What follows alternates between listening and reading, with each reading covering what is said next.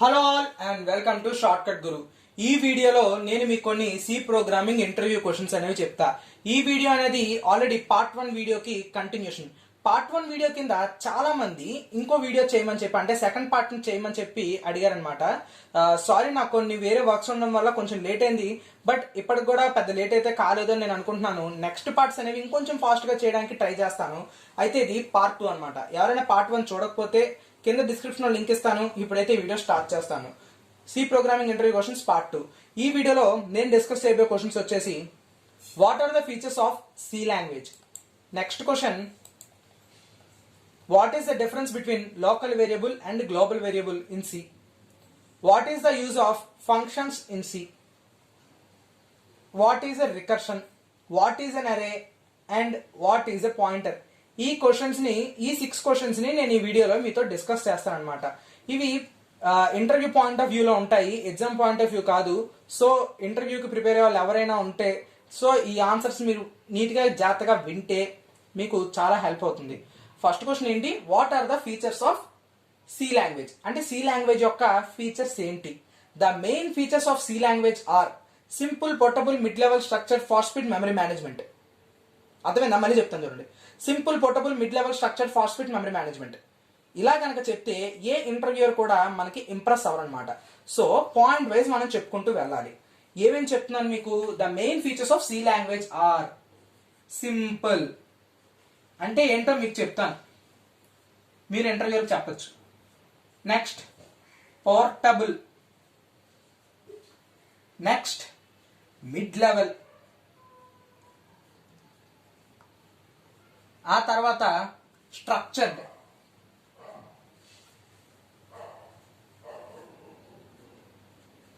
Next వచ్చేసి fast speed.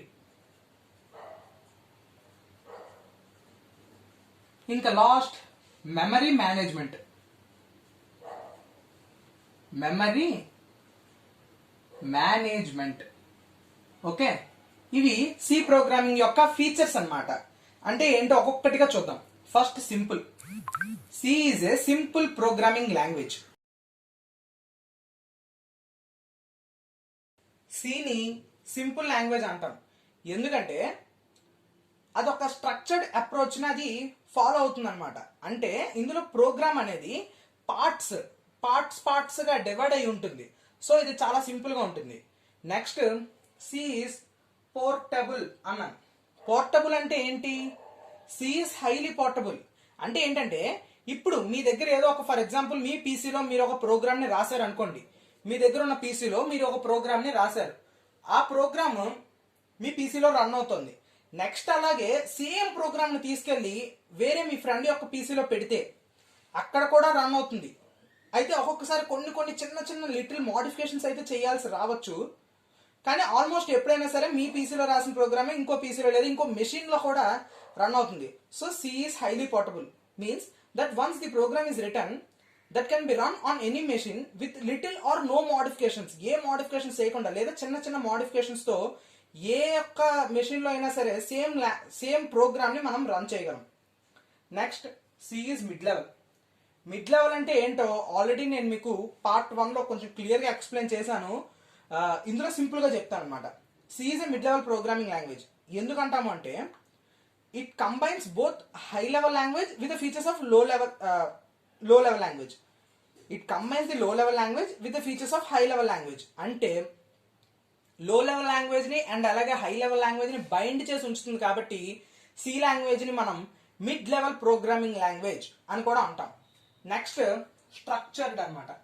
అంటే ఏంటో ఆల్రెడీ మీకు చెప్పాను. సి ప్రోగ్రామ్ ని పార్ట్స్ గా ఇది డివైడ్ చేసి ఉంచుతుంది.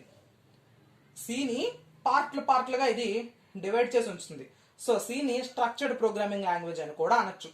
నెక్స్ట్ ఫాస్ట్ స్పీడ్ అనమాట. ఇది ఫాస్ట్ గా ఉంటుంది. ఎందుకంటే దీంట్లో కొన్ని మనం ఒక సెట్ ఆఫ్ డేటా టైప్ ని అండ్ అలాగే కొన్ని డేటా టైప్స్ ని, కొన్ని ఆపరేటర్స్ ని యూజ్ చేస్తున్నాం. దాని వల్ల చాలా ఫాస్ట్ గా పనిచేస్తూ ఉంటుంది మనకి సి ప్రోగ్రామ్. సో ఈ ఫీచర్ కూడా అయిపోయింది. ఇంకా లాస్ట్ ఫీచర్ వచ్చేసి మెమరీ మేనేజ్మెంట్ అనమాట. సిలో కొన్ని ఇన్బిల్ట్ మెమరీ ఫంక్షన్స్ ఉంటాయి. దానివల్ల మెమరీ మేనేజ్మెంట్ అనేది చాలా బాగుంటుంది. మెమరీ మేనేజ్మెంట్ బాగుంటే అంటే తక్కువ స్పేస్ ఆక్యుపై అవడం ఇలాంటివి జరుగుతుంది అనమాట. దానివల్ల ఏంటంటే మన ప్రోగ్రామ్ యొక్క ఎఫిషియన్సీ అనేది పెరుగుతూ ఉంటుంది. సో ఇవన్నమాట ఫీచర్స్. ఏంటి? Simple, portable, mid level, structured, fast fit and memory management.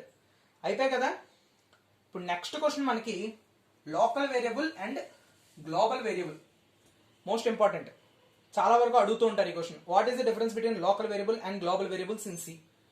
దాని డిక్లరేషన్ నుంచి దాని యొక్క లైఫ్ దాకా మనం చూద్దాం అనమాట. ఓకే, ఒక లోకల్ వేరియబుల్ తీసుకుందాం ఫస్ట్.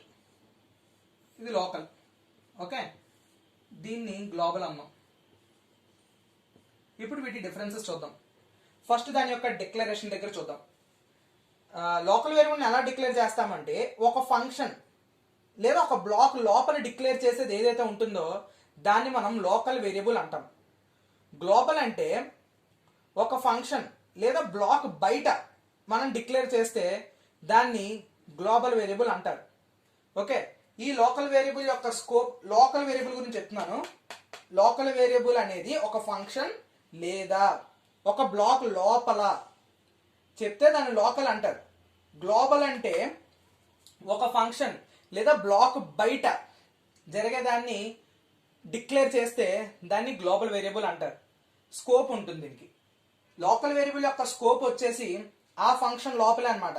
ఏ ఫంక్షన్లో అయితే మనం డిక్లేర్ చేస్తున్నామో ఆ ఫంక్షన్ లోపలే లోకల్ వేరియబుల్ యొక్క స్కోప్ ఉంటుంది. కానీ గ్లోబల్ వేరియబుల్ యొక్క స్కోప్ అనేది ప్రోగ్రామ్ మొత్తం త్రూ అవుట్ ది ప్రోగ్రామ్ ఉంటుందన్నమాట. ప్రోగ్రామ్ ఉన్నంతసేపు దాని యొక్క స్కోప్ అనేది ఉంటుంది. నెక్స్ట్, దీన్ని ఎలా యాక్సెస్ చేయొచ్చు, దాన్ని ఎలా యాక్సెస్ చేయొచ్చు. లోకల్ వేరియబుల్ని యాక్సెస్ చేయాలంటే the variables can be access only by those statements inside a function in which they are declared. అంటే మనం ఏ ఫంక్షన్లో లేదా ఏ బ్లాక్లో మనం అయితే ఈ లోకల్ వేరియబుల్ డిక్లేర్ చేశామో ఆ ఫంక్షన్ లేదా ఆ బ్లాక్లో ఉండే స్టేట్మెంట్స్ మాత్రమే లోకల్ వేరియబుల్ని యాక్సెస్ చేయగలవు. కానీ గ్లోబల్ వేరియబుల్ అలా కాదు. దాని ఊర్లో ప్రతి ఒక్కటి తెలుసు. సో దానివల్ల entire program can access the variables. అంటే ఆ వేరియబుల్స్ని ప్రోగ్రామ్ మొత్తంలో ఏ స్టేట్మెంట్ అయినా సరే, any statement in the entire program can access that variable. సింపుల్గా చెప్తున్నాను, లోకల్ వేరియబుల్ అనేది ఒక ఇంట్లోనే ఉంటుంది. ఆ ఇంట్లో వాళ్ళకి మాత్రమే తెలుసు, ఆ ఇంట్లో వాళ్ళు మాత్రమే దాన్ని వాడుకోగలరు. కానీ గ్లోబల్ వేరియబుల్ అలా కాదు. ఊర్లో ప్రతి ఒక్కడికి తెలుసు, ఊర్లో ప్రతి ఒక్కటి దాన్ని వాడుకోగలడు. నెక్స్ట్, దీని యొక్క లైఫ్ చూద్దాం. లోకల్ వేరియబుల్ లైఫ్ అనేది ఏంటంటే, ఎప్పుడైతే ఆ ఫంక్షన్ బ్లాక్ అనేది మనకి క్రియేట్ అవుతుందో, ఎప్పుడైతే మనం ఆ వేరియబుల్ని డిక్లేర్ చేస్తామో అప్పుడే దాని యొక్క లైఫ్ అనేది స్టార్ట్ అవుతుంది, అప్పుడే అది పుడుతుంది.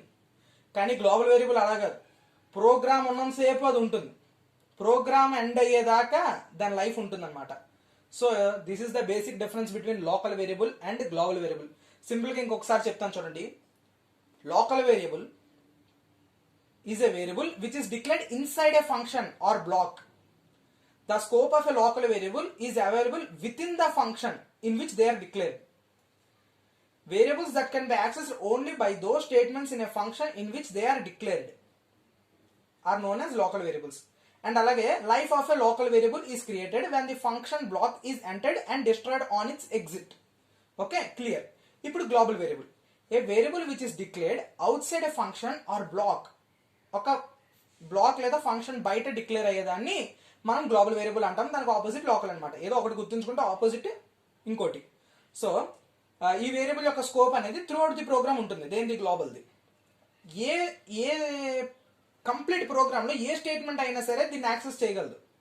కంప్లీట్ ప్రోగ్రామ్లో ఏ స్టేట్మెంట్ అయినా సరే దీన్ని యాక్సెస్ చేయగలదు. అంటే అర్జెంట్గా ఇప్పుడు ఎవడైనా రోడ్డు మీద వెళ్ళేవాడు పిలవాలనే పిలవగలడు. కానీ లోకల్ వేరియబుల్ అలా కాదు. ఇంట్లో ఉన్న వాళ్ళు మాత్రమే పిలవగలరు, ఇంట్లో ఉన్న వాళ్ళు మాత్రమే దానికి ఏదైనా పని చెప్పగలరు, ఇంట్లో ఉన్న వాళ్ళు మాత్రమే దాన్ని వాడుకోగలరు. గ్లోబల్ అలా కాదు, ఎవడైనా వాడుకోగలరు. గ్లోబల్ ఫేమస్ అనమాట, ఓల్డ్ ఫేమస్ అది. నెక్స్ట్, గ్లోబల్ వేరియబుల్ యొక్క లైఫ్ అనేది ఆ ప్రోగ్రామ్ ఉన్నంతసేపు ఉంటుంది. కాకపోతే లోకల్ వేరియబుల్ది కేవలం ఆ ఇంట్లోనే, అంటే ఆ ఫంక్షన్ బ్లాక్లో మాత్రమే ఉంటుందన్నమాట. నెక్స్ట్ క్వశ్చన్ ఇప్పుడు చూద్దాం.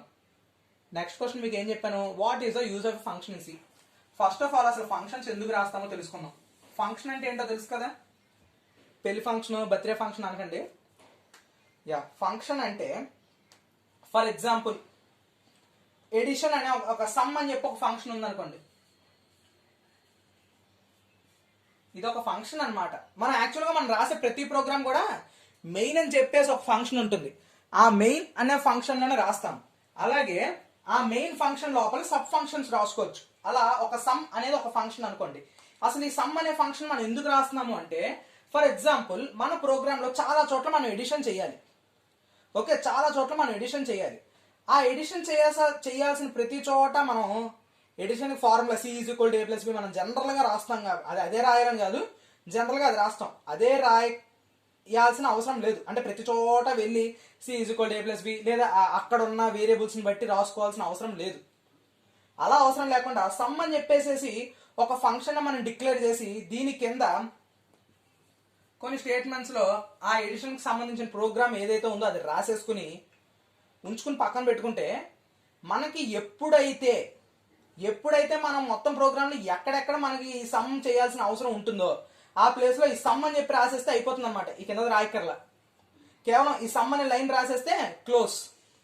అంటే C functions are used to avoid rewriting the same code again and again in our program. So ఈ ఫంక్షన్స్ అనేవి ఒకే కోడ్ ని పదే పదే మన ప్రోగ్రామ్ లో రిపీట్ చేయాల్సిన అవసరం లేకుండా ఒకసారి స్టార్ట్ చేస్తే చాలు. దీనికి బెస్ట్ ఎగ్జాంపుల్ చెప్పనా, ఇందాక నేను already C is known as mid level programming language అని చెప్పాను. ఎక్కడ పార్ట్ 1 లో చెప్పాను, వెళ్ళి చూడండి అని చెప్పాను. ఐడియా ఉందా? సో ఆ పార్ట్ 1 లో ఆల్రెడీ చెప్పా, అంటే ఆల్రెడీ అక్కడ ఫంక్షన్ ని నేను డిక్లేర్ చేశాను. మిడ్ లెవెల్ అంటే ఏంటన్నది అక్కడ మీకు చెప్పాను అని చెప్తున్నాను. ఇక్కడ మీరు వెళ్ళి దాన్ని చూడాలంటే మీకు తెలియాలి కదా అక్కడ ఉంది అని. సో అక్కడ ఉందని తెలియడం కోసం మీకు ఏం చెప్పానంటే అక్కడ చెప్పాను వెళ్ళి చూడండి అన్నాను. అంటే ఇక్కడ నేను ఫంక్షన్ ని కాల్ చేశాను. సో మీరు వెళ్ళి చూసారనుకోండి ప్రాసెస్ అనేది కంప్లీట్ అవుతుంది. సో పదే నేను అదే విషయాన్ని మీకు చెప్పాల్సిన అవసరం లేకుండా అక్కడ ఉందని చెప్పేశాను. సింపుల్ గా ఫంక్షన్ అంటే అంతే అనమాట. ఒక సి ఫంక్షన్ ని ఒక ప్రోగ్రామ్ లో ఎక్కడి నుంచి అయినా ఎన్నిసార్లు అయినా పిలవచ్చు. C function can be called any number of times from any place of our program. మన ప్రోగ్రామ్ లో ఏ ప్లేస్ నుంచి అయినా మనం సి ప్రోగ్రామ్ ఫంక్షన్ ని పిలవచ్చు. అండ్ అలాగే ఎన్నిసార్లు అయినా పిలుచుకోవచ్చు. 10 సార్లు పిలిచా నా పని అయిపోయింది, ఇంక నేను మళ్ళీ రాను అన్నాక ఉండదు. ఎన్నిసార్లు పిలిచినా అది వస్తుంది, ఎన్నిసార్లు కాల్ చేసినా ఆ ఫంక్షన్ అనేది వస్తుంది, అక్కడ వచ్చి పని చేసి వెళ్తుంది. నెక్స్ట్, ఒక ప్రోగ్రామ్ ని ఫంక్షన్స్ ని డివైడ్ చేసుకోవడం వల్ల ఏంటంటే మనం ఆ ప్రోగ్రామ్ ఈజీగా ట్రాక్ చేయొచ్చు అనమాట. అంటే ఫర్ ఎగ్జాంపుల్ దీని ఏదో ఒక పెద్ద ప్రోగ్రామ్ ఉంది, అందులో సమ్ అనేది జరుగుతుంది, ఒక చోట డివిజన్ జరుగుతుంది, ఒక చోట మల్టిప్లికేషన్ జరుగుతుంది, ఏదేదో జరుగుతుంది అనుకోండి. అలా చాలా ప్రాసెస్ జరుగుతున్నప్పుడు ఫర్ ఎగ్జాంపుల్ మనకి ఏదైనా ఒక చోట ఈ ఎడిషన్ వాల్యూ అనేది ఏదో మనం ఎక్స్పెక్ట్ చేసిన అవుట్పుట్ కన్నా వేరే అవుట్పుట్ ఏదో వస్తుంది. మనం ఎక్స్పెక్ట్ చేసిన సమ్ 3 ఏదో రావాలంటే ఇక్కడ 2 ఏదో వస్తుంది అనుకోండి. అంటే ఏదో సమ్ ఎర్రర్ జరుగుతుందనే కదా అర్థం. సో ఆ ఎర్రర్ చెక్ చేయాలంటే ఈ సమ్ అనే ఫంక్షన్ ఏదైతే ఉందో ఆ ఫంక్షన్లో ఏదో ప్రాబ్లం ఉందని కదా. సో వెళ్ళి ఆ ఫంక్షన్ ఒక్కటి చెక్ చేస్తే సరిపోతుంది. అదే మనం ఫంక్షన్స్ రాసుకోలేదు అనుకోండి, ఫంక్షన్స్ కనుక మనం రాసుకోకపోతే మొత్తం ప్రోగ్రామ్ అంతా చదువుకోవాలి. ఎక్కడ ఎర్రర్ వస్తుందో అర్థం కాదు. అంటే ఒకే సమ్ని మనం చాలాసార్లు చేసాం, చాలా చోట్ల మనం ఎడిషన్ చేసాం. సో ఎక్కడ మిస్టేక్ వచ్చిందో తెలియదు. అదే కనుక మనం ఫంక్షన్స్ రాసుకుంటే సమ్ అనే ఫంక్షన్ ఒకసారి రాస్తాం. సో ఆ ఒక్కసారి వెళ్ళి చెక్ చేసుకుంటే అంటే ట్రాకింగ్కి చాలా ఈజీగా ఉంటుందన్నమాట. సో మనం ఫంక్షన్స్ని యూజ్ చేస్తాం. అండ్ అలాగే C functions provide the reusability concept. Reusability అనే కాన్సెప్ట్ని మన సి ఫంక్షన్స్ తీసుకొస్తాయి. అంటే ఒక పెద్ద టాస్క్ని స్మాలర్ టాస్క్స్గా అది డివైడ్ చేస్తుంది అనమాట. అండ్ అలాగే మనకి ఆ సి ప్రోగ్రామ్ని బాగా అర్థమయ్యేలా చేస్తుంది. ఇప్పుడు ఫర్ ఎగ్జాంపుల్ ఇందాకలానే మరో ఎగ్జాంపుల్ తీసుకుందాం. ఇప్పుడు నా దగ్గర మీరు ఈ వీడియో చూస్తున్నారు. యాక్చువల్గా సి ప్రోగ్రామింగ్ ఇంటర్వ్యూ క్వశ్చన్స్ అనేవి ఒక 50 క్వశ్చన్స్ ఉన్నాయి మన దగ్గర. ఆ 50 క్వశ్చన్స్ నేను సింగిల్ వీడియోలో చేస్తే కొన్ని గంటలు అవుతుంది. అన్ని గంటలు వీడియో చేయడానికి నాకు బోర్ కొడుతుంది, చూసే మీకు చిరాకు వస్తుంది.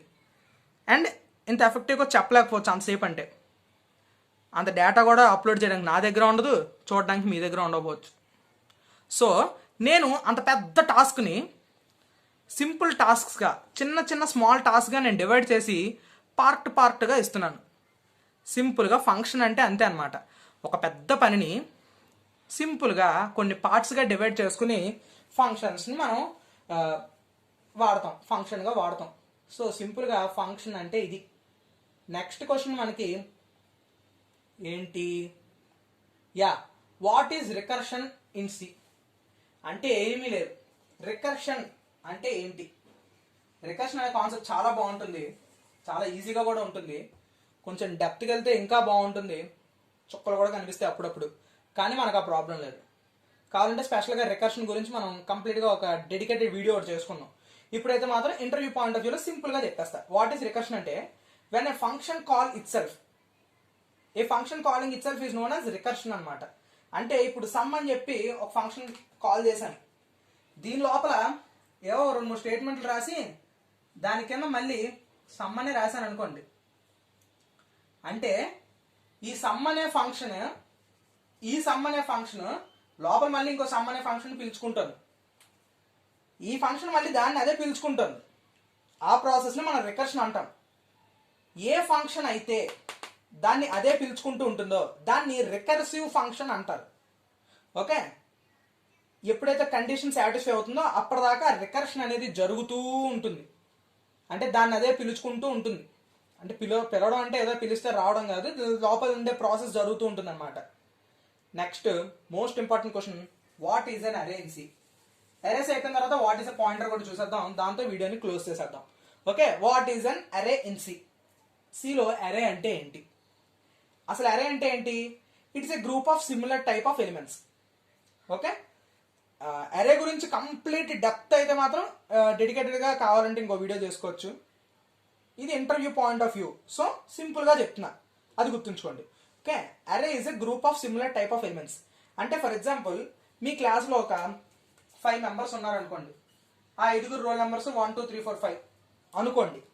ఓకే, అలా ఉండవు రోల్ నెంబర్స్, బట్ నాకు అంతమించి నెంబర్స్ రావు అనుకుని అవే ఇస్తున్నా. ఓకే, ఇప్పుడు ఈ 5 గురించి నేను ఒక చోట వీళ్ళకి సంబంధించిన డేటా నేను ఏదో ఈ 5 నెంబర్స్ నేను ఎక్కడో స్టోర్ చేద్దాం అనుకుంటున్నా. అప్పుడు నేను ఇప్పుడు 5 మామూలుగా మనం తెలిసిన ప్రకారం అరేస్ లేకపోతే 5 వేరియబుల్స్ డిక్లేర్ చేసుకుని, అంటే A is equal to 1, B is equal to 2, C is equal to 3, D is equal to 4, E is equal to 5 ఇంత సాగరీస్ రాసుకోవాలి. ఈ అవసరం ఇప్పుడు మనకు అక్కర్లా, మన దగ్గర అరేస్ ఉన్నాయి, ఇలా డిక్లేర్ చేసుకోక్కర్లా. సింపుల్గా యాక్చువల్గా ఇంట్ ఏ ఈక్వల్ టు 1 ఇంట్ బి అని చెప్పి అలా దాని యొక్క డేటా టైప్ని కూడా నేను డిక్లేర్ చేయాలి. కానీ ఇప్పుడు మనకి అరేస్ ఉంటే ఆ ఇష్యూ లేదు. అరేస్ ఉంటే అలా కాకుండా ఇంట్ ఏ ఆఫ్ 5 ఈక్వల్ టు 1 2 3 4 5 అయిపోయింది. ఇలా నేను డిక్లేర్ చేసుకోవచ్చు. అంటే ఇది సింటాక్స్ అనమాట.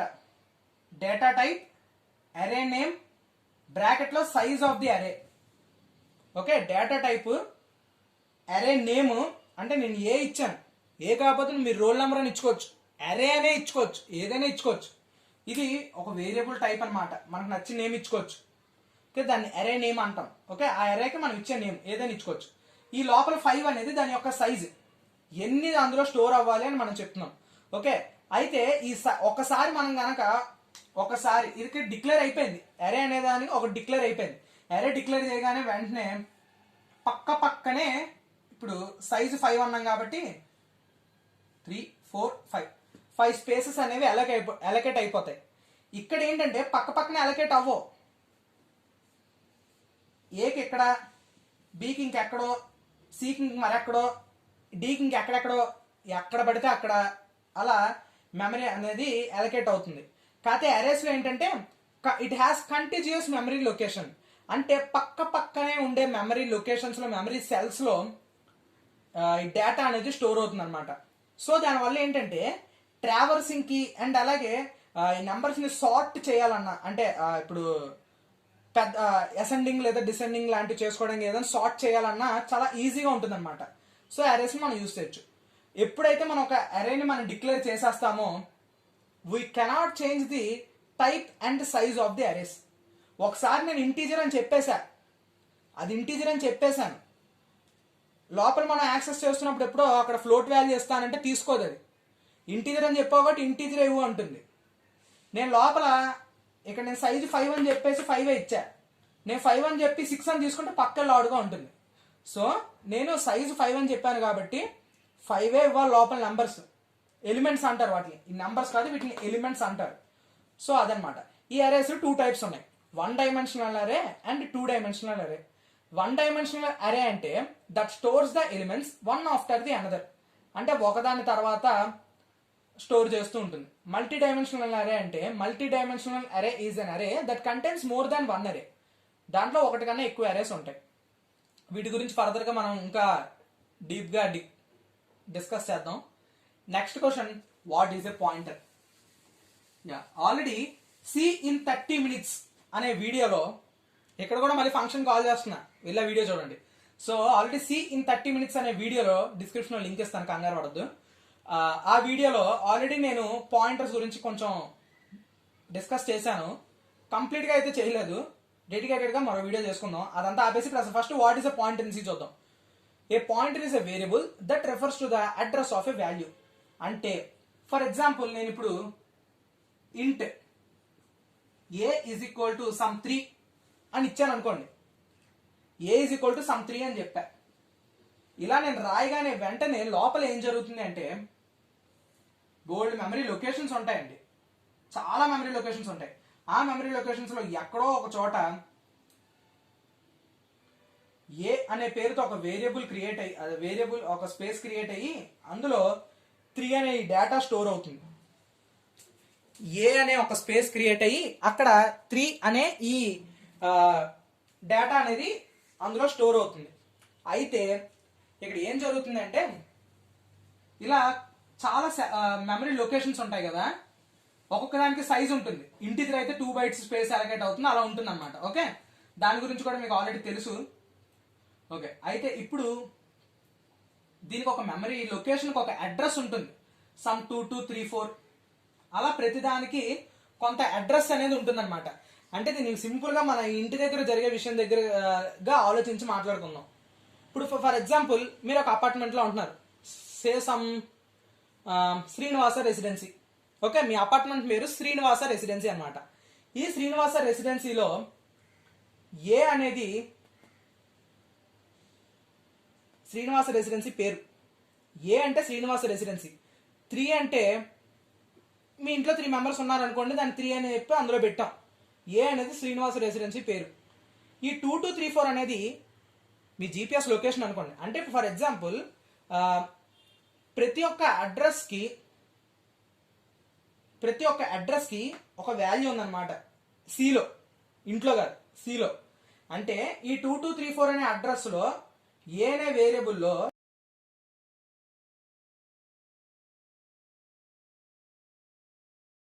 3 అనే డేటా అనేది స్టోర్ అయింది. అయితే పాయింటర్ అంటే ఏంటంటే it is a variable. Pointer అనేది కూడా ఒక వేరియబులే. జనరల్గా స్టార్తో మనం స్టార్ పి అని చెప్పి అలా చేసుకోవచ్చు. Okay, it is a variable that refers to the address of a value. అంటే ఏ అనే ఈ వాల్యూ యొక్క అడ్రస్, లేదా ఏ అనే ఈ వాల్యూ యొక్క అడ్రస్ ఏంటి అనేది అందులో స్టోర్ చేసుకుంటూ ఉంటుంది. ఆ వేరియబుల్నే మనం పాయింటర్ వేరియబుల్ అంటాం. ఓకే, దానివల్ల ఏంటంటే కోడ్ అనేది ఆప్టిమైజ్ అయ్యి పర్ఫార్మెన్స్ అనేది ఫాస్ట్ అవుతుంది. పర్ఫార్మెన్స్ ఫాస్ట్ ఎలా అవుతుందో ఎగ్జాంపుల్ చెప్తా చూడండి. ఇప్పుడు శ్రీనివాస రెసిడెన్సీ కదా ఇది. ఇప్పుడు ఎవరో ఫర్ ఎగ్జాంపుల్ మీ ఇంటికి రావాలి, వాళ్ళకి మీరు శ్రీనివాస రెసిడెన్సీకి వచ్చాయి అని చెప్తే ఆ ఊరు వాళ్ళకి తెలియదు అనుకోండి, వెతుక్కుని ఎక్కడ నానా తంటాలు పడి శ్రీనివాస రెసిడెన్సీ వెతుక్కుని వస్తారు. దానికి ఒక అరగంట పట్టింది అనుకోండి. అదే మీరు కనుక మీరు ఇంట్లో ఉండి మీ వాట్సాప్లో వాళ్ళకి లొకేషన్ షేర్ చేస్తే 10 నిమిషాల్లోనే వచ్చేస్తారు. వేరే వేరే సందులు తిరగక్కల్లా డైరెక్ట్గా మీ ఇంటికి వస్తారనమాట. సో పర్ఫార్మెన్స్ అనేది ఫాస్ట్ అయిందా లేదా వాళ్ళది? అయ్యింది. ఎందుకు? ఎగ్జాక్ట్ లొకేషన్ మనం చెప్పేసాం అక్కడ ఉంది అని. అదే మనం ఆ శ్రీనివాస రెసిడెన్సీ అని చెప్పాం అనుకో, వెళ్ళి ఎత్తుక్కుంటారు శ్రీనివాస రెసిడెన్సీ ఎక్కడెక్కడెక్కడ ఉందా అని.